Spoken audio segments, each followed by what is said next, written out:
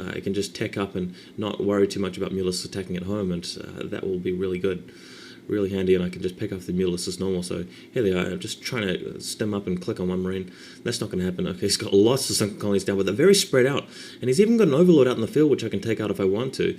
There we go there, just popping off an overlord. Yeah, and that's just the beauty of having marines and stuff out in the field. You can just get your opponent into compromising situations and let them make mistakes rather than just you waiting to make mistakes with landing there.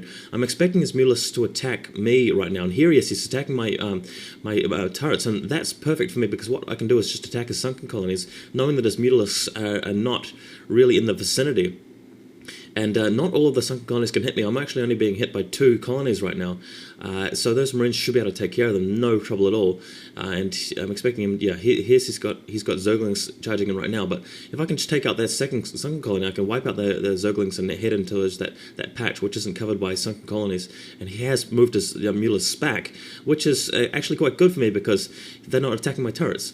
And we've got to be careful, obviously, to keep marines in a position where they're not getting hit by the colonies, and Mulisks are making short work of these marines slowly, but I've got more in support, so just it's going to be a matter of moving my medics around and getting the other marines, the reinforcement marines in position, and trying to keep the macro management up as fast as I can.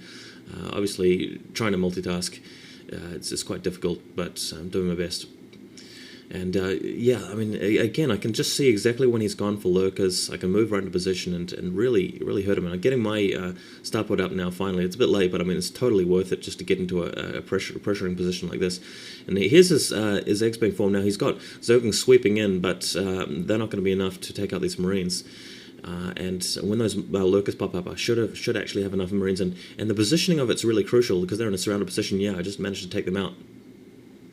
So looking good here, looking good. His Mulisks are still, they're just being whittled down, and I've taken out those colonies, so really good position here. And wow, unfortunately those marines, the pathing was bad, they headed around the wrong side, they're very, very injured right now. I've got to get them to the safety of the medics and get back, and I'm just desperately trying to put down some more barracks just to spend my minerals. As you can see, my minerals has just gone over 1,000, so that's not good.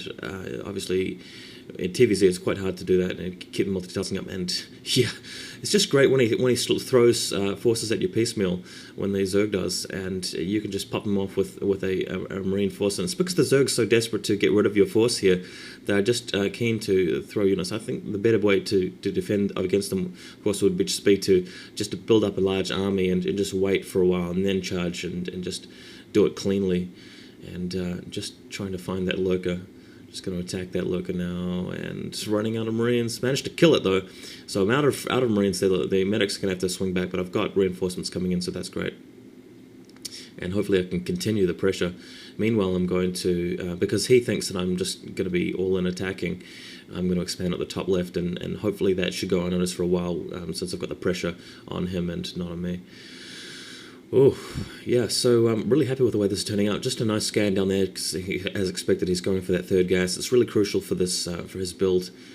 He's the kind of player who really wants to go for 3 gas and really go for hive tech. So expecting him to expand really tenaciously, so I want to stop that and be very aggressive. He's I mean, he might be expecting me to go back through to the mineral only, but again, no need to do that. And he's cancelled his expansion by the look of the minimap, and indeed confirmed that by the death of the drone there. Just having another, just using those scans tactically, just to look around to see if there are any lurkers in the way. Don't really want to run in straight into lurkers. And yeah, expansion at the top left's going all right. Just going to charge in, and he's probably at this point got a lot of units rallied to that spot there. So this is why I want to just really harass him, take out units left and right, and he's got a number of lurkers there, so didn't really want to try and fight them off. Just going to hang around, and yeah, he's trying again to expand at the 12 o'clock, even though it's on my side of the map, technically over the bridge.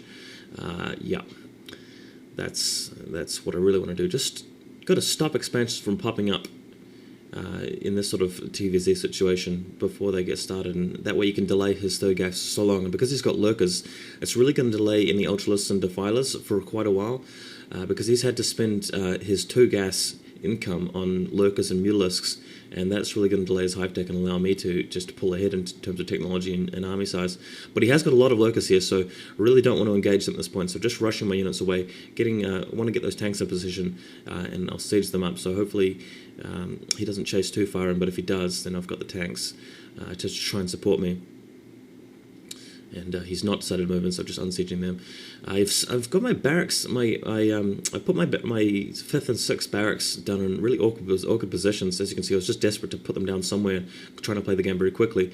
It's not so good if you can do that, because it makes it harder to click on all the Marines and build from your barracks. So definitely recommend against that. It's just that, I mean, if you're not really don't have a lot of discipline as a player, and if you don't have a lot of familiarity and speed, it's sometimes hard to get them put down exactly at the right angle and right next to other barracks as well. You're in a really tough game, and that seems to be what I'm at the moment, like a game where the pressure's really on me to do things a lot very quickly. I mean, I'm against an opponent that usually beats me in this matchup, and have a lot of respect for his play and so forth, so that's why I'm just trying to play as well as I can and as fast as I can.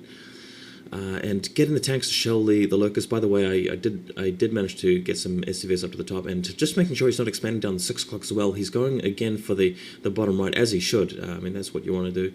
I've got some bunkers up at the top left as well to secure that. I'm expecting him to attack with Lings when he realizes I've got that. So just seeing what kind of tech he's got. Hasn't really got an ultralisk cavern or anything cool like that yet. And loading up a dropship loader for Marines. I like to call that the rugged drop because it's got no medics in it. Ideally, you want to have a drop ship with 1 firebat, like 5 Marines and 2 medics, making up the total 8 infantry. And he's attacking now, so this is a position where I really have to throw in the Marines, even though he's got pure lurkers and just a few Zerglings there. I really want to throw in the Marines at that because the lurkers will be attacking the tanks, and I've put down the defense matrix. In the meantime, I'm just macroing up at home because I know that fight will win itself because I've got such a good position there. And when I just take a look back at the screen, all of his forces are dead, and I've still got a few guys alive. So that's good for me. It means that I can go up and take out his expansion at the 12 o'clock.